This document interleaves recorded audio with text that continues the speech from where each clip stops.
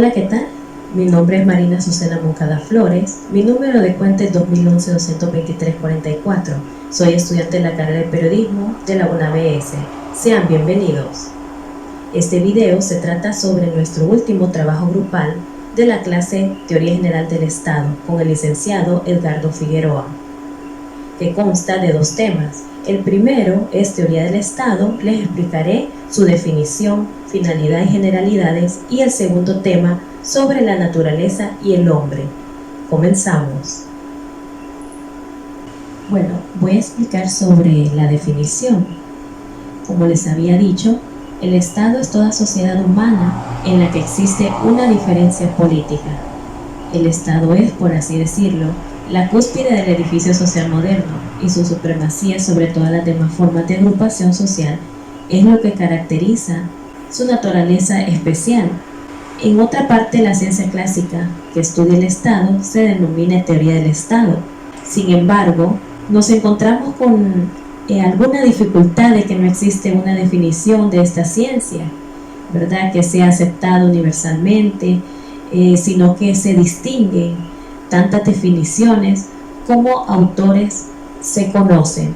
Ahora brevemente les voy a explicar sobre la finalidad de esta teoría, en que la aspiración de esta disciplina jurídica es unitaria y total. Se supone, analiza el fenómeno estatal desde dos perspectivas de investigación. La primera, que estudia el fenómeno estatal en su generalidad, y la segunda, que lo observa y analiza en su concreta realidad presente, pero ambas perspectivas no son excluyentes, sino que se integran recíprocamente. Y también entre las generalidades es que la metodología es la manera razonada de conducir y ordenar el conocimiento, es aquella parte de la lógica que estudia los métodos del saber humano. Ahora, vamos a hablar sobre la definición jurídica, ¿verdad? Que eso forma parte de los métodos de esta teoría. Son aquellas que definen al Estado por su función jurídica, conceptuando a esta como la esencia misma de ser del Estado. Responden a que Estado y derecho son el mismo fenómeno, que no hay Estado sin derecho y que este es el orden que aquel personifica. Es por ello que se señala que el Estado es el orden jurídico. Debemos comprender, ¿verdad?, que el estudio de las diversas formas de Estado, por ejemplo, los gobiernos y sus procesos de evolución, en la historia, esta teoría tiene como finalidad conocer los elementos de la organización del Estado y elaborar conceptos que permitan la transformación del poder en derecho. Todos debemos saber sobre quién era Hans Kelsen. Desde 1881 que él nació y falleció en 1973. Él fue un jurista austríaco nacionalizado estadounidense. Propuso que se sustituya la teoría general del Estado por la teoría general del derecho. Sus obras, la teoría pura del derecho y la teoría general del derecho y del Estado. Nos referimos a la etimología. Proviene de la voz romana status, palabra que calificaba como ciudadano romano a quien mantenía todos los elementos de la personalidad romana o capo, que consiste en el status libertatis, status civitatis y status familiae. Posteriormente, durante el Renacimiento, surgió la necesidad de distinguir la totalidad de las diversas comunidades políticas particulares que existían en la península itálica, que en aquel entonces se le denominaba a cada reino. En la actualidad existen varias definiciones en el derecho internacional público.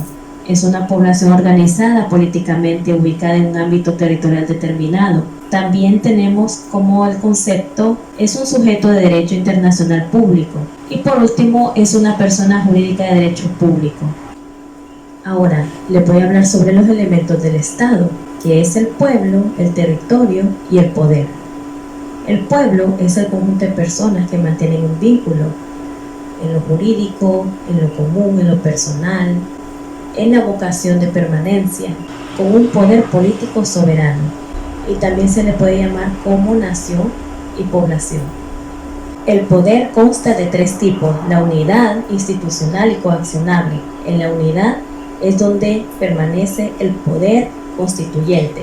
Ahora, el gobierno Es una obra colectiva y artificial creada para ordenar y servir a la sociedad.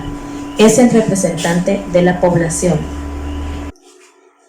En el poder constituido son aquellas facultades otorgadas por el poder constituyente a favor de ciertos representantes. En Honduras los poderes son ejecutivo, legislativo y judicial. A manera de conclusión diremos que el problema metodológico es universal, a pesar de que el Estado es algo complejo, pero lo que se debe enfocar no solamente es en un método, sino en todos. Ahora vamos con el segundo. Es una obra colectiva y artificial creada para ordenar y servir a la sociedad. Es el representante de la población. En el poder constituido son aquellas facultades otorgadas por el poder constituyente a favor de ciertos representantes. En Honduras los poderes son ejecutivo, legislativo y judicial. A manera de conclusión diremos que el problema metodológico es universal, a pesar de que el Estado es algo complejo, pero lo que se debe enfocar no solamente es en un método, sino en todos. Ahora vamos con el segundo tema, que es el hombre y su naturaleza. La relación del hombre y la naturaleza es un ser vivo y como tal forma parte de la naturaleza. El hombre es un ser natural cuya naturaleza específica y consiste en la racionalidad, en poseer una inteligencia y una voluntad libre. Dicha naturaleza humana es universal y lo coloca en una situación privilegiada, ya que a diferencia del resto de los seres naturales, su comportamiento no está determinado por los instintos y necesidades naturales, sino que gracias a su voluntad libre incluso puede obrar en oposición a los mismos sacrificios de la propia vida o, por ejemplo, en la huelga de hambre. Es decir, el hombre siempre ha intentado conocer la naturaleza, que de ello dependía su supervivencia, el conocimiento, por ejemplo, del marco natural, así como su transformación y aprovechamiento, que le motivó, impulsó el conocimiento de forma científica y la técnica. Es decir, que gracias a su inteligencia, el hombre ha sabido adaptar la realidad a sus propias necesidades y ha sido capaz de utilizar la naturaleza, acomodándola al modo de ser y necesidades humanas. El hombre no se ha conformado con recolectar los frutos que la naturaleza le ofrece, sino que aprendió a sembrar y cosechar, primero manualmente, luego ayudado por animales y finalmente creando máquinas con esa finalidad. Nuestros sistemas de embalse y canalización permiten tener agua corriente en lugares en los que las lluvias son prácticamente inexistentes. Ahora, el hombre usa la naturaleza, por decirlo así, como para satisfacer sus necesidades, pero también puede ser cierto que lamentablemente puede abusar, ¿verdad?, de ella y la puede destruir, como por decir, por ejemplo, en la extinción de especies animales y vegetales, en la deforestación, en la contaminación del agua y de la atmósfera. Ahora, de nuevo, nos referimos al hombre cuando no es un ser natural. No significa que sea dueño de la naturaleza o que pueda utilizarla de un modo arbitrario o botar sus recursos indiscriminadamente. El hombre no posee derechos absolutos sobre la naturaleza, sino que debe administrar sus recursos naturales en un marco de respeto hacia la realidad natural en sí misma, considerada, y hacia las generaciones futuras. Y bueno, destruye la naturaleza, no respeta su riqueza. También las leyes equivalen a no respetar al hombre que ha de vivir de ella y en ella. Cuando no tratamos adecuadamente y con benevolencia la naturaleza, pues tampoco no estamos comportándonos de acuerdo con nuestra naturaleza humana y dignidad. Seguimos que el hombre, por un lado, pertenece a la naturaleza y participa de las cosas a cuyas leyes obedece. Por otro lado, el único ser natural dotado de la libertad, la cual consiste justamente en el poder de superar la naturaleza. La libertad humana hace del hombre el ser capaz de luchar contra la naturaleza y vencerla. La libertad humana convierte al hombre en autor de su propia vida y en responsable de ella, la que jamás puede ser un ente meramente natural. pues el hombre, porque es libre, necesita hacerse a sí mismo, su propia vida. La libertad humana consiste justamente en eso, en que la vida del hombre no viene de antemano hecha por las leyes de la naturaleza, sino que es algo que el hombre mismo al vivirla tiene que hacer y resolver en cada instante y con anticipación. Vivir es para el hombre resolver en cada momento lo que va a hacer.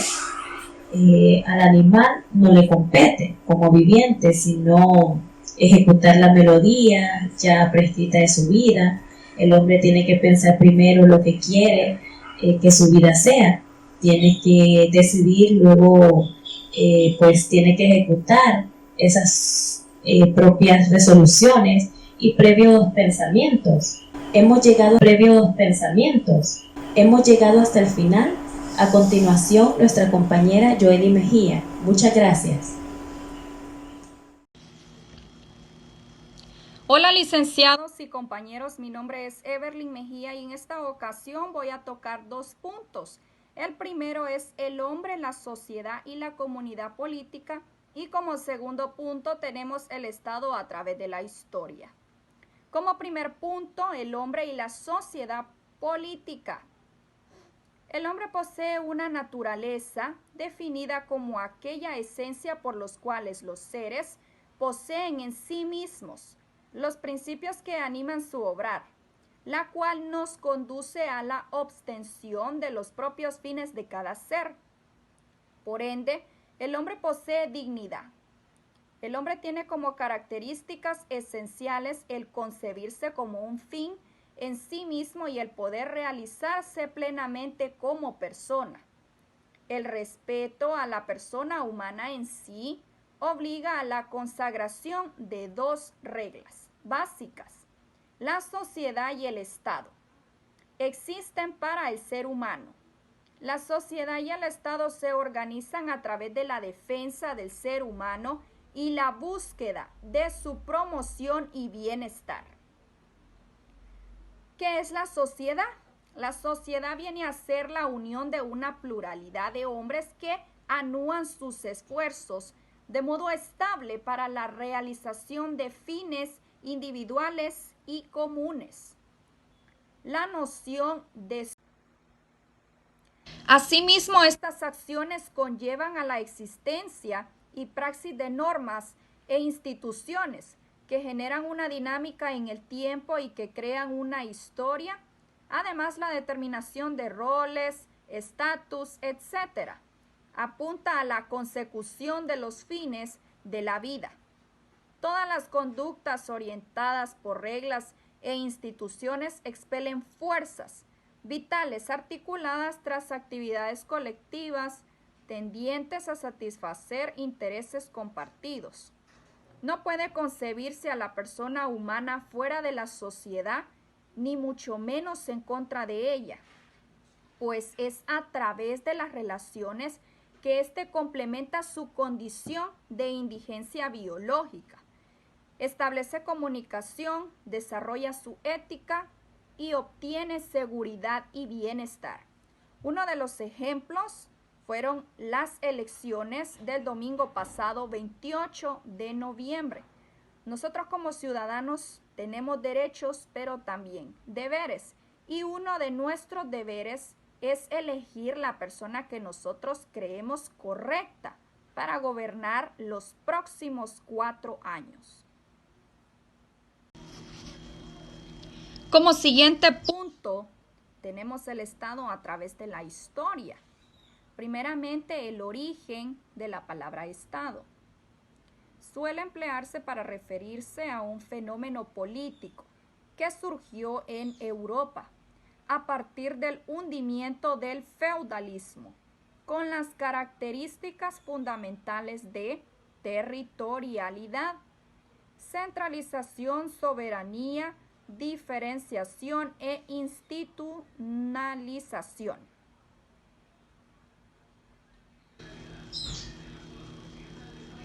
La formación del Estado es el proceso de desarrollo de una estructura de gobierno centralizada en una situación en la que previamente no existía. Hay distintas teorías que explican tanto los orígenes de los estados primitivos, cuando los contemporáneos y los debates académicos son abundantes al respecto. El Estado no puede restringir sus recursos de poder, tan solo a su estructura militar interna o a los parámetros de población y territorio.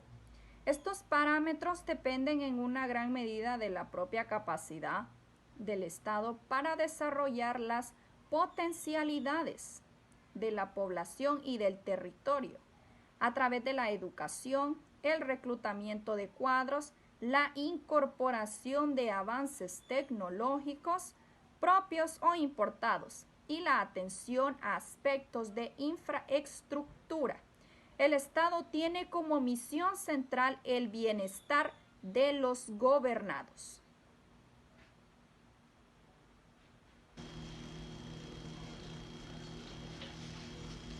Algo importante del Estado, los filósofos del momento, Bodin y Hobbes, después fundamentaron las bases mundanas de un poder unitario, centralizado, totalitario y absoluto. El Estado era ante todo un proyecto racional de la humanidad. Las teorías políticas que empezaron a emerger versaron sobre el contrato social y el cambio a un estado de naturaleza civil. Poco a poco fue adquiriéndose la conciencia de unidad e identidad que hicieron posible concebir la nación. El paso de la antigua sociedad de capas a una sociedad civil define la segunda etapa del Estado. Los privilegios del nacimiento, todavía herencia feudal, fueron combatidos de manera evidente durante la Revolución Francesa. La Asamblea Nacional nació de la ruptura generada durante el régimen monárquico entre los tres estados, que es la Iglesia, la aristocracia y el pueblo. Para ir finalizando, recordemos que el Estado es una forma de organización política que cuenta con poder administrativo y soberano sobre una determinada zona geográfica. Esta organización política se constituye en un determinado territorio y tiene el poder de ordenar y administrar la vida en la sociedad.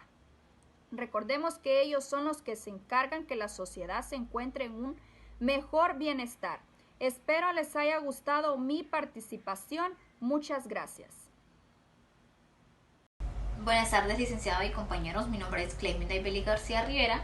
Yo les voy a hablar acerca de dos temas importantes. El primero es el estado de unidad política organizada y el segundo es los elementos del Estado. Lo necesario para que el Estado exista es una sociedad humana, un territorio, un ordenamiento jurídico y una finalidad específica. El Estado, unidad política organizada.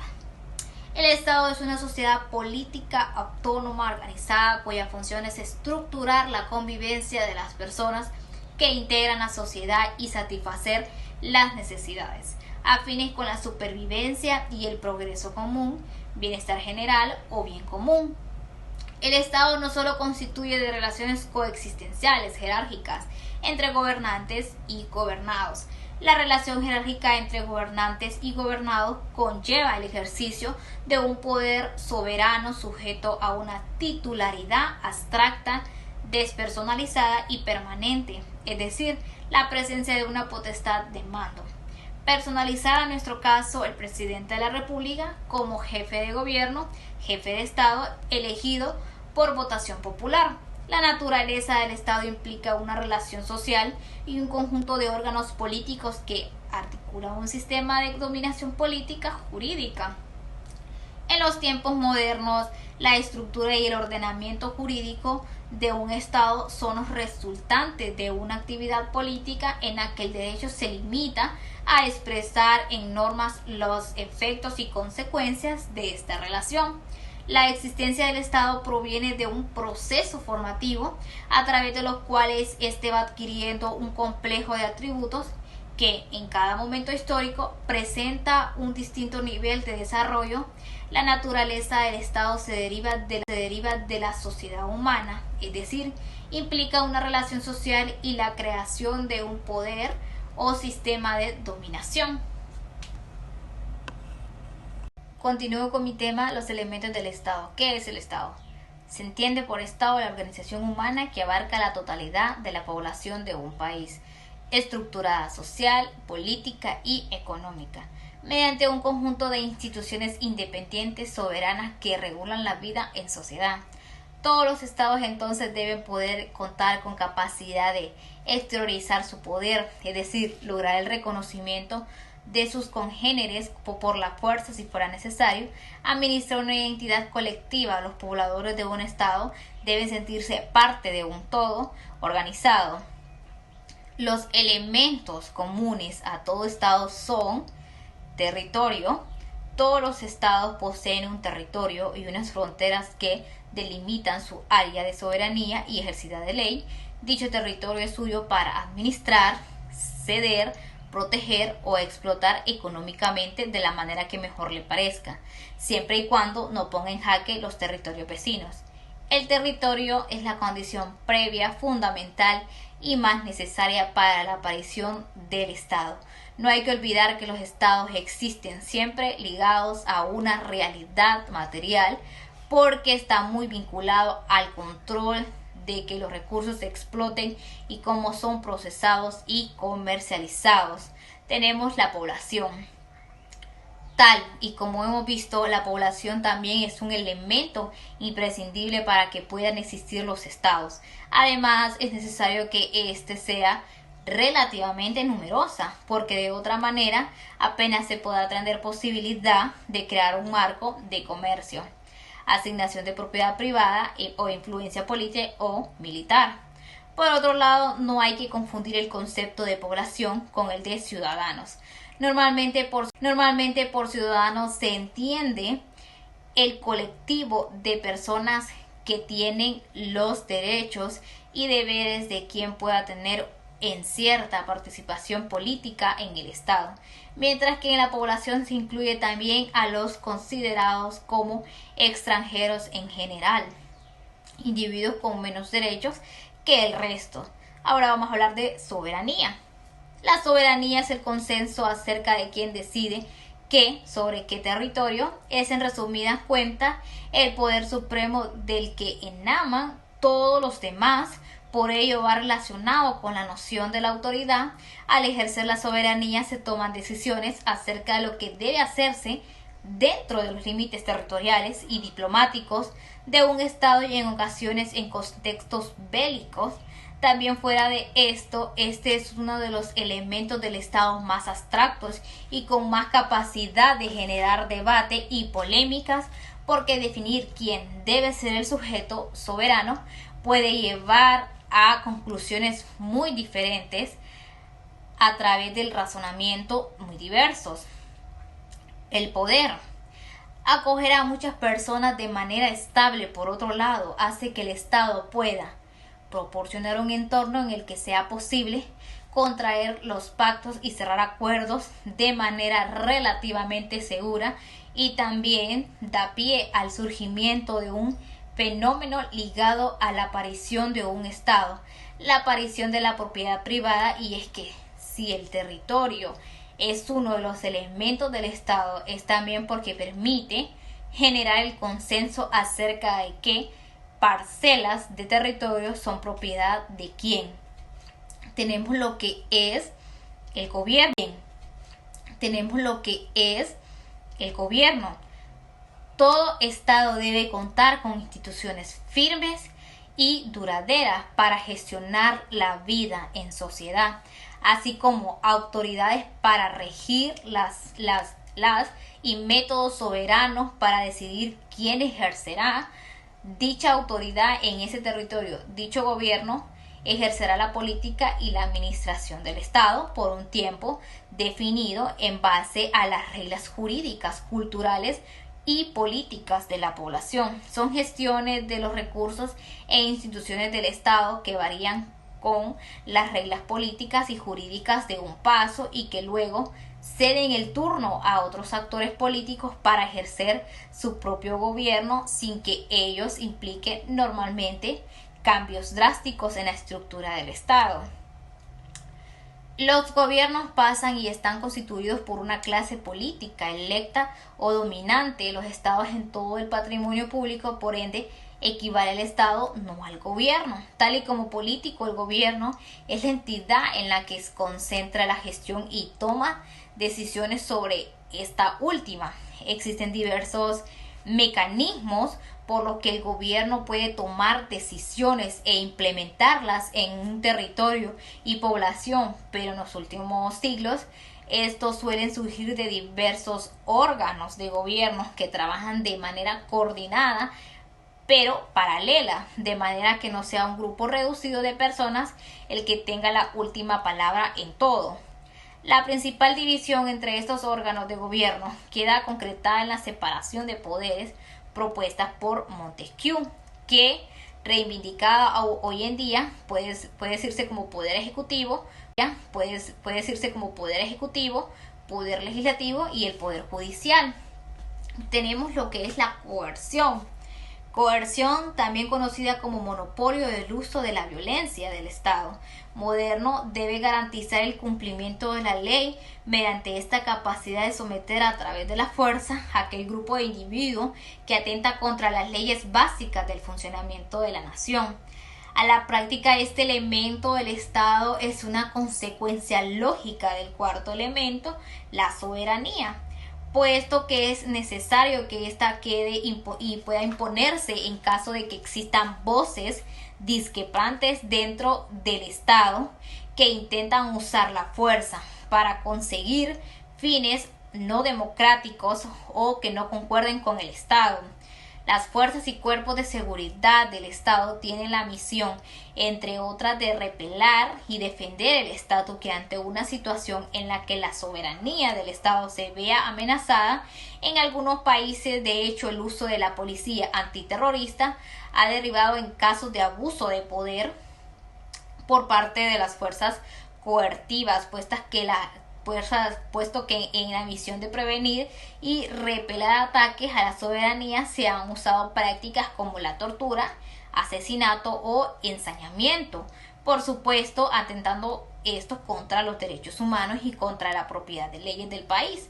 Es lo que se conoce como cloacas del Estado. En cualquier caso, la coerción generalmente hace referencia a la facultad que tiene el Estado para poder reprimir legalmente cualquier intento de insumisión, levantamiento o ilegalidad para imponer la soberanía y las leyes propias del país. Las prisiones estatales y otros mecanismos serán los lugares. La coerción generalmente hace referencia a la facultad que tiene el Estado para poder reprimir legalmente cualquier intento de insumisión, levantamiento o ilegalidad para imponer la soberanía y las leyes propias del país. Las prisiones estatales y otros mecanismos serán los lugares donde recluir a todos los que atentan contra el Estado. Las naciones, por su parte, son conjunto de personas que comparten vínculos históricos, culturales o a veces étnicos.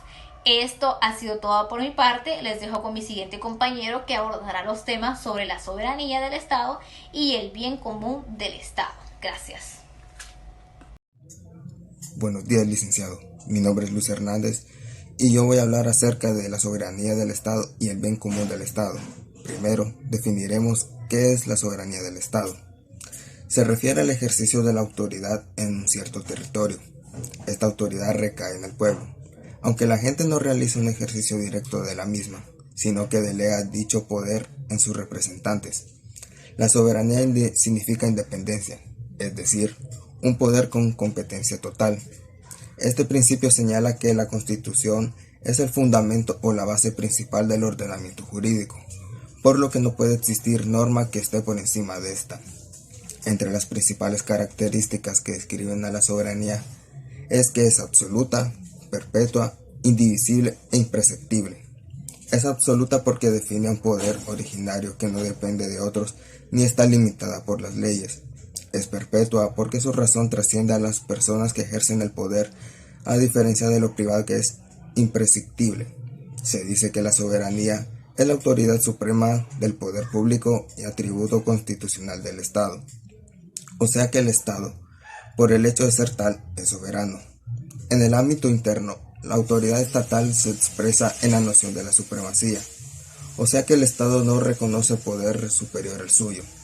En el ámbito externo, es decir, en el espacio de las relaciones internacionales, opera la independencia como sinónimo de la soberanía, razón por la cual no se admite injerencia foránea en asuntos que conciernen a la jurisdicción interna y rige la igualdad soberana de los estados como uno de los derechos fundamentales. Ahora bien, los artículos que hablan sobre la soberanía del Estado son los siguientes. Artículo 1. Honduras es un derecho de Estado soberano, constituido como república libre, democrática e independiente para asegurar a sus habitantes el goce de la justicia, la libertad, la cultura y el bienestar económico y social. Artículo 2. La soberanía corresponde al pueblo, del cual emanan todos los poderes del Estado y se ejercen por representación. La suplantación de la soberanía popular y la usurpación de los poderes constituidos se tipifican como delitos de traición a la patria. La responsabilidad en estos casos es imprescriptible y podrá ser deducida de oficio o a petición de cualquier ciudadano. Artículo 3. Nadie debe obediencia a un gobierno usurpador que quebranten o desconozcan lo que esta Constitución y las leyes establecen. Los actos verificados por tales autoridades son nulos. El pueblo tiene derecho a recurrir a la insurrección en defensa del orden constitucional. Artículo 4. La forma de gobierno es republicana, democrática y representativa. Se ejerce por tres poderes: legislativo, ejecutivo y judicial, complementarios e independientes y sin relaciones de subordinación. La alternabilidad en el ejercicio de la presidencia de la República es obligatoria. La infracción de esta norma constituye delito de traición a la patria. Artículo 5. El gobierno debe sustentarse en el principio de la democracia participativa, del cual se deriva la integración nacional, que implica participación de todos los sectores políticos en la administración pública, a fin de asegurar y fortalecer el progreso de Honduras basado en la estabilidad política y en la conciliación nacional. Ahora, definiremos el bien común del Estado. Santo Tomás de Aquino, principal expositor de la idea de bien común, incorporó a esta concepción cristiana la filosofía aristotélica sobre el Estado. Según esta, el Estado es una institución necesaria y fundamental que deriva de la naturaleza del hombre. De acuerdo a esta filosofía, el Estado no tiene un fin para sí, sino para los individuos que lo componen. La persona no aparece en esta visión como un instrumento al servicio del Estado, sino que éste se presenta ante la comunidad como una organización a su servicio. Tal servicialidad es la que, al mismo tiempo, determina que el Estado sea uno de los gerentes del bien común y vela velar por su logro. Básicamente remite a algo que no se pretende que es bueno o beneficioso para todos los integrantes de una sociedad o comunidad. En general, se ha entendido que proponen al bien común determinadas normas abstractas o instituciones que contribuyen a que las personas puedan gozar más acabadamente de sus derechos, estén protegidas de agresiones físicas o morales, o se vean facilitados sus esfuerzos para alcanzar su propia felicidad. Ahora, el bien común del Estado para alcanzar su propia felicidad. Ahora, el bien común del Estado, ¿qué es? Una visión liberal del bien común. Lo hace descansar exclusivamente en circunstancias generales, basadas en el respeto a la personalidad y a la individualidad, y no en la producción de un bienestar concreto. No es un determinado nivel de bienestar material lo que debería buscarse, entre otras cosas, porque el gobierno en realidad no dispone de ningún recurso o riqueza creados por sí mismo. Solo podría proporcionar bienestar efectivo a determinadas personas con recursos quitados a otras, con lo cual en definitiva estaría generando el bien de algunas a expensas del bien de otros. En cambio, una adecuada concepción del bien común lo vincula con la creación de las condiciones adecuadas para que cada cual busque ese bienestar por sus propios medios, lo consiga o no, reglas, normas o instituciones que contribuyen a que cada uno persiga sus valores con mayor libertad, contribuyen al bien común, independientemente de los resultados individuales de su aplicación.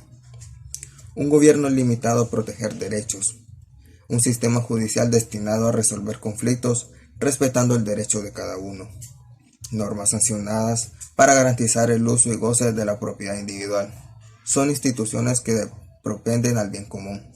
De allí la distinción con otras visiones proactivas de bien común o bienestar general, que pretenden que sea la autoridad política, aun compulsivamente, la que provea a todos con un cierto bienestar básico de manera positiva, de modo que tal que a partir de allí puedan desarrollar sus propios valores. El Estado hondureño fue creado para un mejor desarrollo como pueblo y como una sociedad que carece de mucho en muchos aspectos.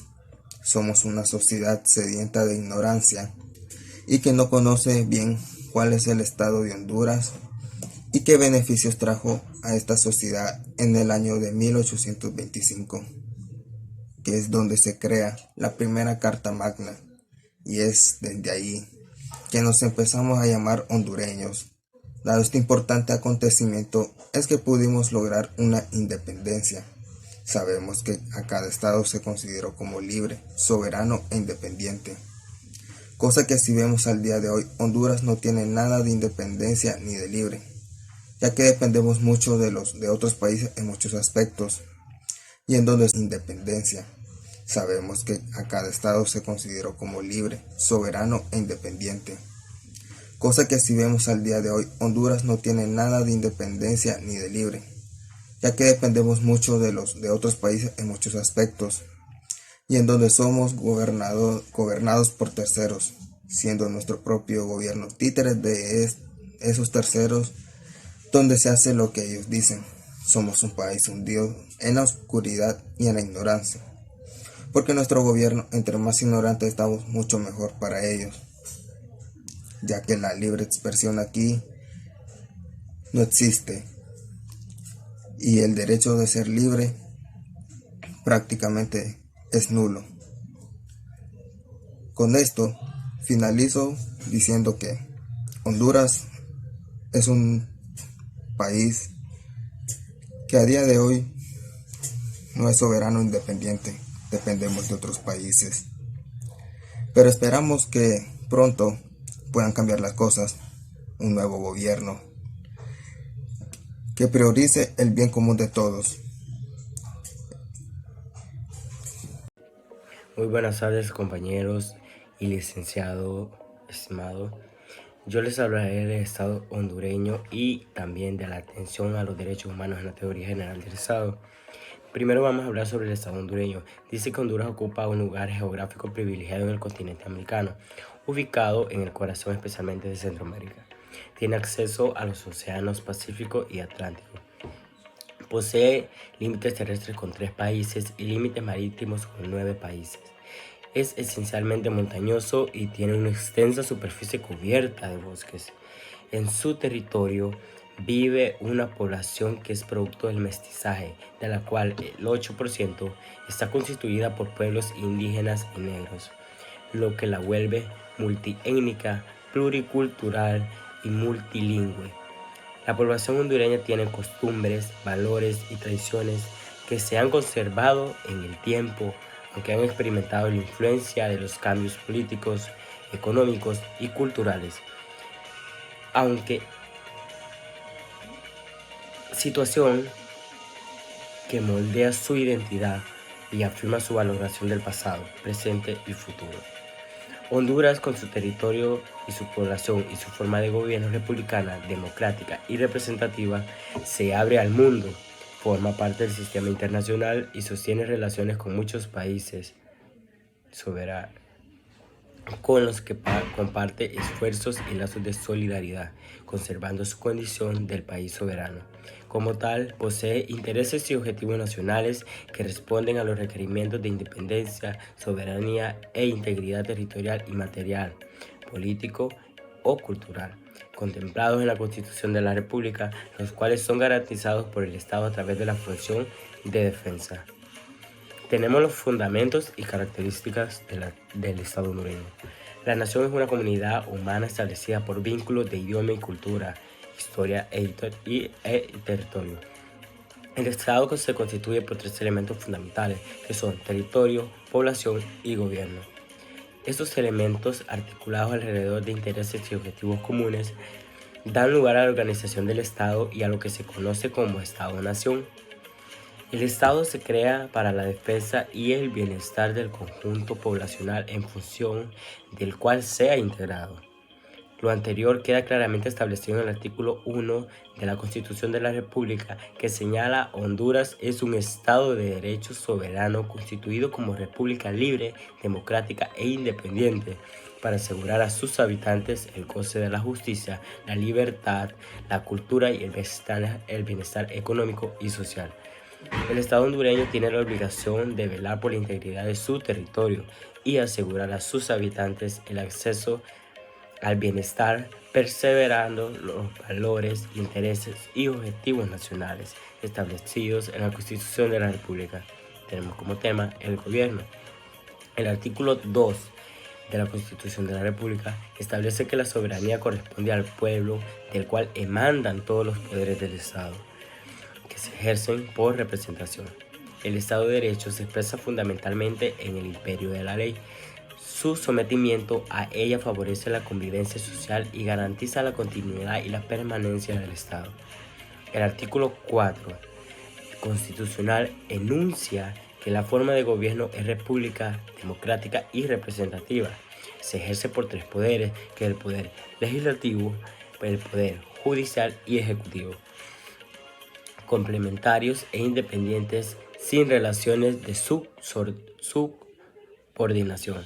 La alternabilidad en el ejercicio de la presidencia de la República es obligatoria. La infracción de esta norma constituye delito de traición a la patria. En el artículo 5 se amplía este precepto, precisando que el gobierno debe sustentarse en el principio de la democracia participativa, del cual se deriva de la integración nacional, que implica participación de todos los sectores políticos en la administración pública, a fin de asegurar y fortalecer el progreso de Honduras basado en la estabilidad política y en la conciliación nacional. El poder ejecutivo lo ejerce el presidente de la República, con el apoyo de sus secretarios de Estado incluidos en el gabinete de gobierno. El poder legislativo se ejerce por un Congreso Nacional constituido por 128 diputados propietarios y sus respectivos suplentes, que los suplentes vienen siendo también 128 suplentes para los 128 diputados propietarios. Y el Poder Judicial se integra por una Corte Suprema de Justicia, por las Cortes de Apelaciones, los juzgados y demás dependencias que señala la ley. El Estado hondureño presenta un avance importante en materia de transformación y modernización. Tenemos como comentario del Estado hondureño que fue creado para un mejor desarrollo como pueblo y como una sociedad que carece de muchos aspectos. Somos una sociedad sedienta de ignorancia y que no conoce bien cuál es el estado de Honduras y qué beneficios trajo a esta sociedad en el año de 1825. Es donde se crea la primera Carta Magna y es de donde ahí que nos empezamos a llamar hondureños. Dado a este importante acontecimiento es que pudimos lograr una independencia. Sabemos que cada estado se consideró como libre, soberano e independiente, cosa que si vemos al día de hoy, Honduras no tiene nada de independiente ni de libre, ya que dependemos mucho de otros países en muchos aspectos y es donde somos gobernados por terceras, siendo nuestro propio gobierno títere de otros terceros, donde se hace lo que ellos dicen. Ok, ese es mi punto de vista. Y vamos a hablar sobre los derechos humanos en la teoría general del Estado. Dice que la defensa de la dignidad humana es la razón de ser de los derechos humanos. Los derechos humanos son el conjunto de prerrogativas, facultades y libertades con categoría judicial universal que protegen a las personas y a los grupos contra acciones y omisiones que interfieren en el disfrute de dichos derechos y libertades. Dice que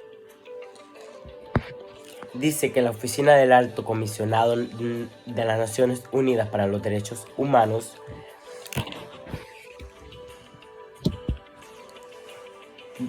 los define como garantías jurídicas universales que protegen a las personas y a los grupos contra acciones y omisiones que interfieren con las libertades, los derechos fundamentales y la dignidad humana. Por su parte, Antonio E. Pérez Luño, en 1991, define los derechos humanos como un conjunto de facultades e instituciones que en cada momento histórico concretan las exigencias de la dignidad, la libertad y la igualdad humana, las cuales se deben reconocer positivamente por ordenamientos jurídicos a nivel nacional e internacional.